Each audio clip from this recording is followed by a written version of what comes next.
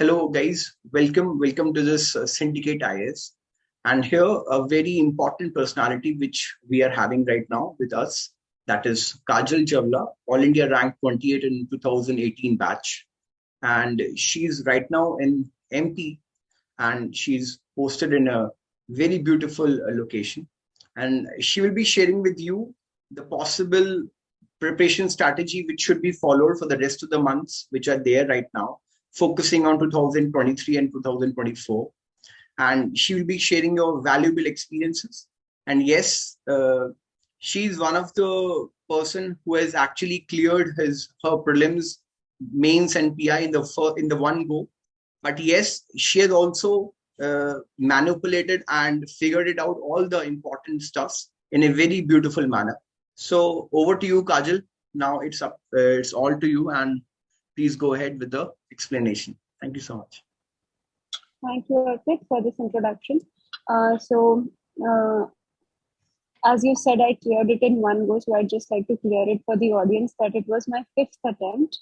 Right. But the thing was that once I had not cleared prelims even once before that. So this was the only attempt in 2018 that I cleared prelims, mains, and interview in one go. And I did this while working full time. I was working with Ernst & Young Consulting. I was in a private job for 9 years. And not even for a day did I resign from service while preparing for the exam.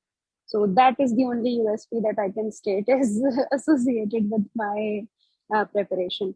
So I'll begin with how to start the preparation. So for all the people who are starting their UPSC journey this year, what I'd like to say is, first of all, you should be prepared with, first of all, you should start with understanding the exam. So you should not jump into the preparation right ahead. What you should be doing instead is take around 15 days to prepare your mind and your surroundings in order to align with the preparation of the exam. Many times it so happens that we just look at the peer group. They are going forward with this examination, or we don't know whether there is any other lucrative option ahead of us, and we simply jump into the preparation, and we end up losing the most precious youthful years of our life, and then we end up not even clearing the exam. So although it seems like a daunting task that 15 days we're not studying, instead we could jump into the study, but I'd say that is the most important part of preparation. First, you look at the syllabus, you look at the pattern of the examination, you pick up at least 10 years previous question papers, both prelims and mains, go through it, understand as to what are the demands of the question paper, both prelims and mains, then see as to what all are your strengths and weaknesses in this. There'll be few subjects which you automatically have an inclination towards.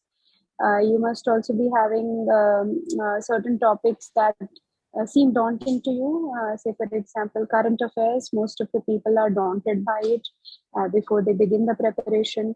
Or you may be inclined towards science subjects, maybe less inclined towards social sciences. So just try to gauge as to what are your likes, what are your dislikes, and where will you have to focus more energy on. So this activity will take around 15 days. It's kind of a reflective exercise. You see what's the syllabus, how's the pattern, try to gauge your strengths, weaknesses. So it's like a SWOT analysis kind of a period. You check wherein the opportunity lies for you, what are the threats, and then you plan your full preparation. You plan your daily routine as to when will be the best time for you to study, how many hours of preparation that you can give into this. So this formative analysis you should do in the beginning itself. And then you should start with the actual preparation. So what this will do is, this will give you an idea about the exam, that's one, an idea about the mindset that you have towards the exam, two, and also it will help you gauge as to what time is the best time that you study. And as and when you go, so you jump into the preparation after 15 days, you see that this routine is not working for you, you can make some customizations that fits you. And when a month would have passed into the preparation, there'd be such momentum that there'd be no stopping you. So basically, it will give you a momentum that will be good enough. If you sustain that momentum, the chances of your clearing the exam increases manifold. So that is one. Then once you've done all this analysis, you also need to figure out the sources that you read from. There are n number of videos and guidance articles available, which give you a good enough idea of what all books you should pick up for starting the preparation. NCRTs are the foundational books, and you pick up 6th to 12th NCRT for history, for polity, for geography. Economics, you pick up 9th to 12th.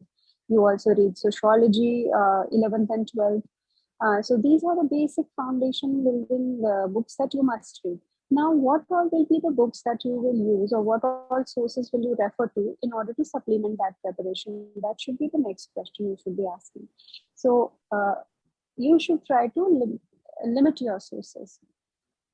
Don't try to, there'll be n number of people who are preparing the exam, so there'll be n number of options available to you, and everyone will have n number of suggestions to give to you, but not everything can you read. There's limited time, there is limited energy, and you should at least be looking at 4 to 5 revisions of whatever you've read.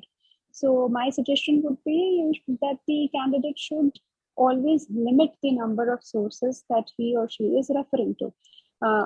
That will give the candidate an edge. Why? Because it's easy to read the same source multiple times.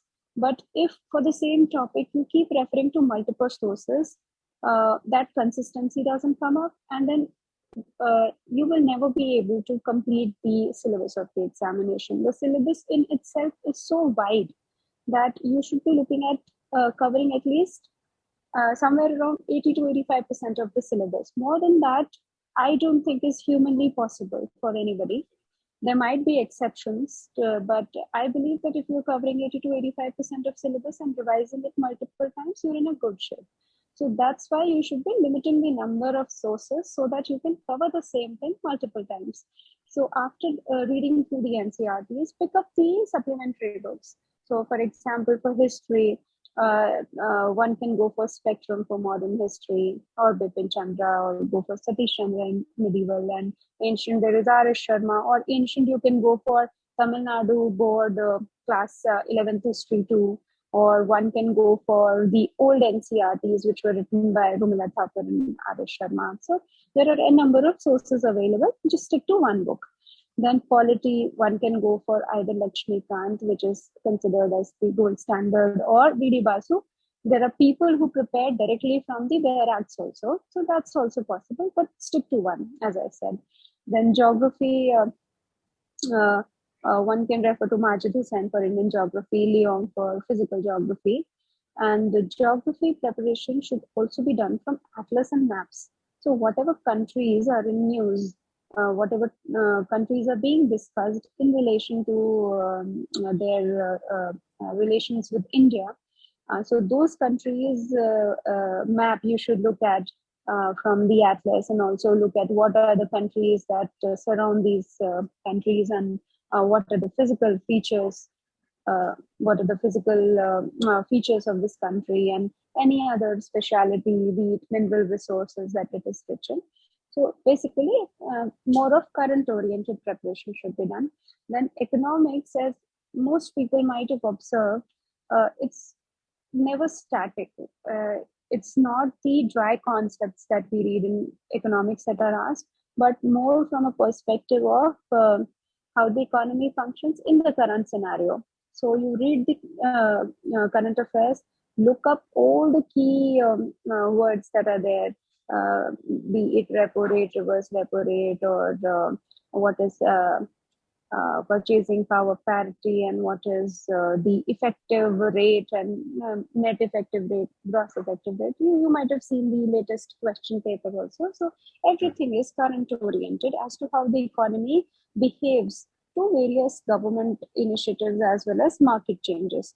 So the preparation should be more or less from Investopedia or any other online sources that you find. You can also supplement it with either Man Cave, or you can supplement it with Ramesh Sen. That covers more or less all the major GS subjects. For current affairs, I'd suggest that reading the newspaper uh, is compulsory. It should not be alternated with any other sources. What I think, not be replaced with any other source. Why? Because you might read any current affair magazine or so, but it will never be able to build a base for you, build an opinion for you. If you read the newspaper, there are so many other things. So every story will have a forward kind of a thing. There'll be a context to it. And then some or the other opinion of the person who's writing that report or that editorial will automatically creep into that news report. And that is why our brain engages with the news. So whenever we are reading the newspaper, our brain is actually engaged with it. We argue in our head as to, okay, whatever the author is writing is correct, not correct. But if we are reading from a current affairs magazine, it's simple dry facts that are served to us, and we simply mug them up and try to reproduce them in the answer sheet. So I personally feel that reading the newspaper is mandatory. It should never be exchanged with any current affairs magazine. But having said that, there are a number of current affairs magazines available in the market. Any one current affair magazine would be good enough if anyone wants to look at the compilations. But you should not be giving indiscriminate amount of time to only current affairs. The question paper is always a healthy mix of static as well as current content. So whichever current affair magazine or newspaper, be it Hindu or Indian Express you are referring to, just stick to one. Don't pile up current affairs magazines or monthly magazines. Then there are different competition oriented weeklies. So just don't, one should never be, stacking on more magazines than one can read. So limit the number of sources, as I said, in dynamic content, the current affairs related content as well. Then environment and climate, the basics can be built by using NCERT biology. I think class 11th or 12th standard, there are around 4 chapters that are good enough to build a basic building block for this environment climate change. And then there are multiple compilations available in the market as well as online. Anything can be referred to. So this is the entire crux. Other than I've left the optional out. Optional is subject specific. It is BA or BSc honors level. So one notch above the graduation level preparation should be what we should keep in mind for optional subject. So having said all this, anybody should be able to gauge that the syllabus, as I said, is daunting. Now, what we should be doing is we should look at preparing a holistic revision plan. It should not be thus that we are sticking to only one subject for entire 1 month stretch. What we should do instead is, because we are reading so much, we are feeding our brain with so much information, which may be of importance to us from the perspective of the exam, but might not interest us. Right. As such, might not simulate our minds. So what we should do is that we should break the preparation every particular week, every particular day in at least 2 subjects. That one day morning, maybe I'm reading polity, evening I'll give to economy, or any combination which suits the candidate. And we should also break our weeks and months into revision slots as well. So, for example, what I used to do was every last weekend of the month or the first weekend of the successive month, I used to revise all the current affairs of the previous month, the entire month. And every 3 years, every 3 months, I used to revise for the entire quarter. So by the time I was, the prelims was around the corner, I had already revised my current affairs good number of times. So everything was fresh in my mind, sort of. Although it's very tedious, but it is rewarding, so to say. So that's what I'll suggest. Then other thing comes is, so we are done with films. Now comes mains. So many people have this question that should we prepare for mains in a different way? So GS is same, more or less same for both prelims and mains. There are some topics here and there that vary, like world history, medieval history, so some art and culture. Art and culture is asked in prelims too, but there are some changes here and there. So more or less, the preparation is from the same sources. Preparation is along the same lines. Only the way we deliver the answer, that's different between mains and prelims. So what we need to do for mains is for around 10 months of the, if we start preparing 1 year before the exam, so for good 10 months, we can focus both on mains and prelims side by side, more focus on mains because we have to finish an entire optional subject. And then just right 2 months before the prelims examination, we can do a prelims oriented preparation and leave aside the mains preparation. For mains preparation, what we have to do is we have to be highly expert in answer writing. Why expert? Because we have to get our content across to the examiner and also do it in very, very limited time and limited page space. So the exam pattern is thus that there are 10 questions, 150 words each, 10 marks each. 10 questions, 250 words each, 15 marks each. So we have to write a good number of, I think 4,000 words. It comes to 4,000 words in 3 hours. So 3 hours, 4,000 words. And then it's not that you remember everything, right? So we have to also think on the go and model our answer and write it. So it's very, very less time to write a perfect answer. So we should not be running after a perfect answer. What we should do is we should practice enough so that the moment we see a question, we are able to write something in it. So first of all, read the question properly, then pick up the keywords. What is the examiner trying to ask? Then write one statement and a catchy introductory statement. Then address the needs of the question. Do it in bullet points. Move to a conclusion and try to innovate in your answer. So during answer writing, what we should focus on is finishing the exam in the limited 3 hours time and doing it in as less number of words as possible. That's why no writing full sentences, write it in bullet points. As many flow charts, as many maps, as many diagrams you can add, the better, because it tells the examiner that you've been able to actually understand the crux of the question and also gives it a cosmetic advantage over just paragraphs and lines of answer. Easy to evaluate and also catches the eye. So what we should focus on during our focused preparation for mains is that we are able to achieve these two feats. We address the answer in the limited time, in the limited page space, in a innovative way. Innovative means bullet format, adding maps as well as flowcharts in it. So that is the only difference between mains and prelims aside of preparing for the option subject. For our interview, I think it is the easiest stage, but it may be because I had a certain kind of background. That's why I think it is the easiest stage.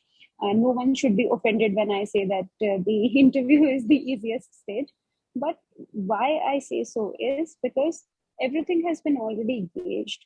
Whatever could, break us because we did not know any information and because we're just a answer sheet for the evaluator. He's not seeing our face, he doesn't see our conviction. But when we are in the personality test, everyone sees our conviction, they see our personality, and anyone can see the number of years of hard work that one has put into. So there is this sense of personal touch.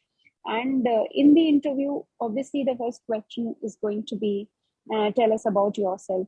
Everyone knows things about themselves, right? It's not something which is out of course, out of syllabus. So it's easy to give a positive head start to the interview. So I think it's very, very, very, chilled out chilled out step of the examination. What we should focus on is that we revise our subjects. The other thing is we revise our optional, we are thorough with it. and we are confident, well dressed. We're not nervous. Even if we are nervous, we should politely excuse, take our time, pause for a minute, and say, can I please relax for a moment? They're all but human beings. They're all human beings. They're not going to bite us. In fact, what I've seen and heard from all my batchmates and from my personal experience too, they put us at ease. They know that these are children who are under stress. So everyone is going to put us at ease. There's no question of being nervous or being troubled by or being daunted by the high profile people who are going to take our interview. Right. Then we should not be bluffing in the interview. Never try to guess the answer. You either know it or you don't know it. If you don't know it, just politely excuse yourself and say, sorry, I don't know, or I'm not sure of the answer. So that doesn't count as negative unless you're saying this for every answer. So every question that's being asked. So there should be a balance in it. You should ideally be knowing around 70% of the questions that are asked of you. Then the other thing is, to give a perfect answer in an interview, we should not be ranting on. It should not be a one-sided conversation. It should not appear as if you were ready to grab that opportunity and just say whatever you knew. Try to limit your answer, the golden rule, to 3 to 4 statements. That's it. 3 to 4 statements, you should be able to get your idea across to the interviewer, and you should shut up after that and allow the examiner to build on the question. Don't go on and on and on about something. So that's it about interview. And that's it. Now, I'll tell you why we get demotivated during this examination, because it's one thing is, I think everyone, especially in the northern belt, once in their lifetime has tried to write the exam or aspires to write the exam. The number of people who give the exam or at least fill the application form is humongous. It's so huge. And if you see the number of vacancies corresponding to it, they're minuscule. So that is why it is very difficult. Now, the other thing is, because the syllabus is huge and we have limited time. Right. And most people try to do it. I mean, if I take myself out from this, most people try to do it during their youth, when they're like 21, 22 years old. When we are impatient, we want things right there and then. And obviously, failure demotivates us. But what I'd like to suggest is, there are a few techniques, and this is not some weird mystic gyan that I'm giving. But if we try to stay positive ourselves, and we devise certain simple strategies, like you may have a wallpaper of the academy in your phone, or you may have the expected rank that you aspire to achieve stuck. You stick a bill somewhere in your bedroom or your study room, and the moment you wake up, the first thing you wake up, you see it. So it just keeps you motivated. So simple things that make you believe that yes, you can achieve it. That's one. Other thing is, never expect anybody to motivate you externally. Motivation is an internal concept. No matter how much our friend or our parents would say that everything is going to be fine, unless we believe ourselves that it's going to be fine, no amount of motivation matters. So right. Never look forward, never look outside or external to you for motivation. Always think that it is inside that you will find motivation. Sounds, I mean, philosophical, but it's as true as it can be. And then the other thing is, always try to break your preparation into parts. Your routine is fixed, you're following it. Your goals that you want to achieve in this year, every month, every week, every day, you've broken them down, and as you achieve it, you just tick them off. So it gives you a certain kind of confidence. You know that whatever humanly you can do for the preparation, you're already doing it, and that will also give you a certain kind of confidence. Then keep taking tests. You write a test series for mains. You keep comparing yourself with your peer group. Then you write a test series for prelims. You keep comparing as to how many marks you're getting, and then try to improve on your score. So this will always keep you working. So whenever your mind is going to become idle, that is when you will feel demotivated. If you're always constantly in the preparation and you never see beyond that, just train your mind thus, then there'd be no point of demotivation. And as I said, if you break the achievables, the targets into smaller targets, weekly or daily targets, and as you achieve them, it will give you a sense of accomplishment as well. And the last thing that I'd like to say for motivating yourself is, see, we always believe what we can achieve if we are actually putting an effort into it.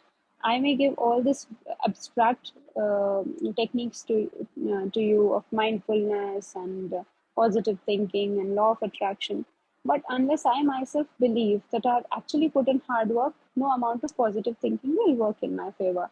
So if you're actually giving up your comforts, see, everything has an opportunity cost. You can either go for a movie with your friends and enjoy your youth, or you can be in a relationship and waste all your time on your phone, or you can study. There's always an opportunity cost to everything. So till you're not giving up a major chunk of your comfort, your mind, your heart will not believe that you're made for this examination. You yourself will know कि मेहनत तो मैंने की नहीं है, मतलब हो जाएगा तो हो जाएगा उस टाइप से.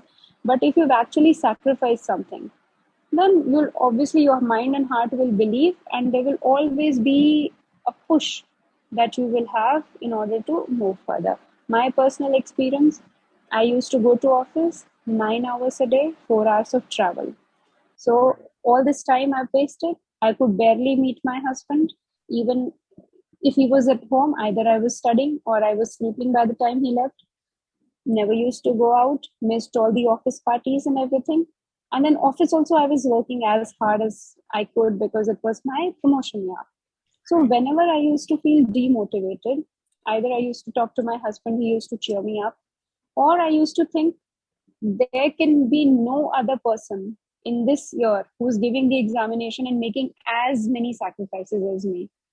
I deserve it the most, is how I used to believe. I'm not trying to, put down anyone or just, dismiss their sacrifices or dismiss their journey. I did not know anyone as to how the other, 10 million aspirants are doing. But at least I knew that no one, I used to believe that no one is putting as many sacrifices or working as hard as I am, so I deserve it the most. It was a technique I used to keep myself motivated. You can also use it. I mean, the other aspirants who I'm talking to. And I think you have to devise your own personal ways to keep yourself motivated. Any which ways you've invested good 1 year of your youth in it, so why not give your best shot at it? So that is it from my end. If you have to ask anything like it, and Yes, if I missed I have anything out. a few questions. Yes, just the last one or two questions. Like you have seen in the recent trend, and from the last 2 to 3 years, I'm also observing it. That the trend in the UPSC prelims pattern has been changed by the UPSC. Now the toughness is more towards CSET part. So most of the people are getting eliminated in the CSET section, right? Paper 2 section.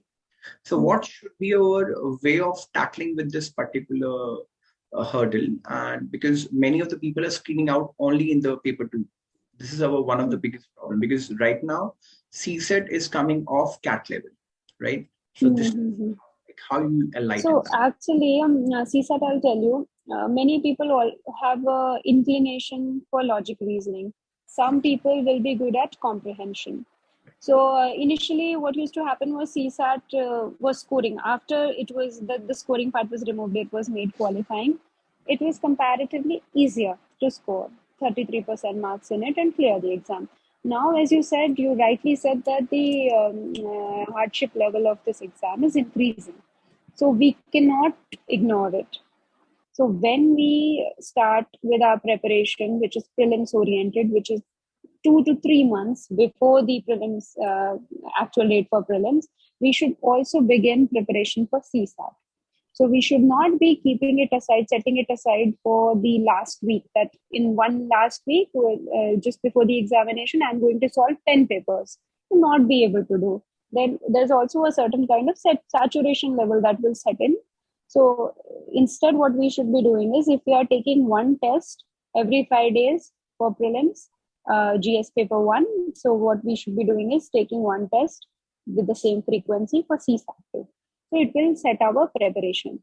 Then when we give these mock tests, so one should be able to gauge as to where they take more time, where they are more comfortable.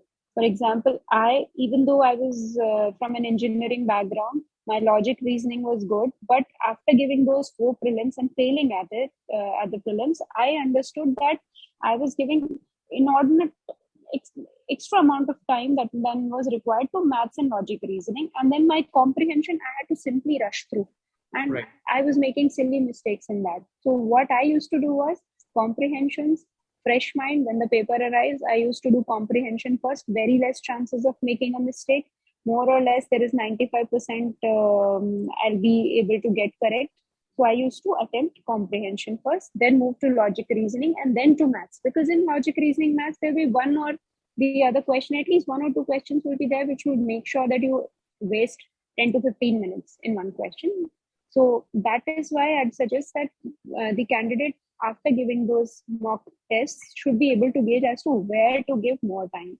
Comprehension ka the chunk is good enough to, if you do all the comprehension questions right, say 95%, and you do 10 to 15 questions of logic reasoning and maths right, you will be able to sail through CSAT. Right. So Right. that strategy you have to build, and you have to build this strategy at least 2 months before prelims so that it doesn't haunt you later. Absolutely. So one last question from my side, that as I know you personally also from last 4 to 5 years. So like you said earlier also that you changed your optional from like the attempts you took year by year, right? You changed your optional. So choosing the optional in the first go, like finally you decided that yes, I have to go with geology, right? So what made you to choose that particular subject? Why you were not like confirming yourself that yes, this is my optional and I have to go with it? So this is the doubt which people have in the mains aspect. So when I began this session, I said that one should take at least 15 days in retrospecting, introspecting as to what to do. I had not done it. I was young and foolish when I started my preparation, and I used to think that, oh, I'm so smart, I'd be able to clear the exam without preparation, is what I used to think. So I thought everybody is going for geography, I'll go for geography. So I took geography as my optional. All those, both those attempts that I gave, 2012 and 14, were bogus attempts, is what I call.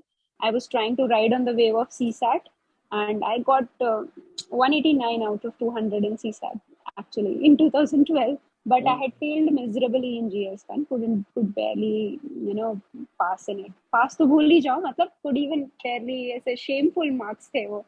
So I had thought GS, maybe it is going to help. Geography is a GS subject, so it's going to help me there. Everybody takes geography, let's take geography. But then I found out that geography is not a social science, it's a science. It has concepts, it needs understanding, it needs time and patience. And I did not have inclination for it. So then I thought, let's take public administration. It is such a dry subject, even though I am in public administration now, but the concepts, the theories are so dry and uninteresting that I stopped midway. Barely read through one unit, and I thought, this is not what I'm going to do. Right. After that, I thought I'll go for anthropology because it was closer to sciences. Right. But anthropology is also boring. To me, it is boring to me. I'm not dismissing any subject. It's just that it's boring to me. I don't have any inclination for it. Give me 2 minutes to do it. So it's also boring to me. So then I thought that I'll go for some subject which is science-based or which can promise me marks because I have an inclination towards it. So I did this introspection part in this final 2000, not in this 2018 attempt, in 2017 attempt.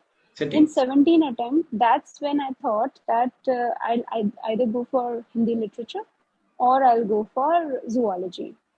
17, I did not clear some issues. My preparation was not up to the mark. So 18, then I thought Hindi literature, I'll have to write in Devanagari. I was not fluent in writing it. because I had not written anything for so many years.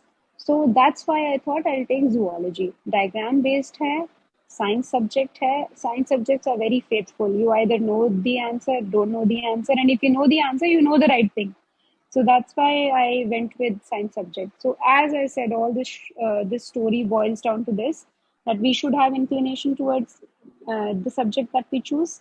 I had inclination. I loved biology. I had bio with maths when I was in class 12.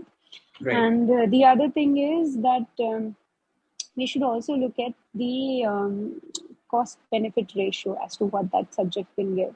Zoology, every alternate year, the questions repeat. Repeats. Not all, not all. At least 20% of the questions you should be able to, guess that, okay, this topic came in 2016, not in 17, 18, it's a probable question. Or this question didn't come in 16 and 17, but was there in 15, 18, sure, you can get that. You can expect that somewhere, some or the other question from this topic will be there. 20-25% you can gauge. And more or less there is no new concepts that are there in zoology. There are medical sciences, yes, there are, but the syllabus is not dynamic as such. The syllabus is static. So that's what I thought, that if I read whatever I read, I'll be able to reproduce in my answer sheet. Whatever I read, I'll be able to score marks in it. It's not an abstract subject, and very few people choose zoology. So I don't know if it is true, but my theory is that if an examiner has to evaluate 300 answer sheets vis-a-vis 30 answer sheets, so the marks difference is, it's tipping toward in favor of the 30 answer sheets wala subject, is how I think. May or may not be true, but that's why I chose zoology.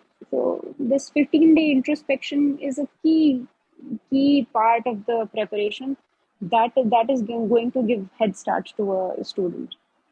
Definitely. So I believe I was closely listening to you, each and everything. And I definitely believe that the aspirants will be looking out and jotting down the points from your important strategy. It was a wonderful session with you, Kajal. And you took a very important, precious 30 minutes for us from your busy schedule. That was so nice for you. And I was really humbled that you took that as a gesture from my side. And I wish you all the best for your future endeavors, Kajal. And thank you so much. That you created an example for the woman that you can do your work and job along with the job you're doing the preparation. It's not that much tough. You can do it. You created an example for that.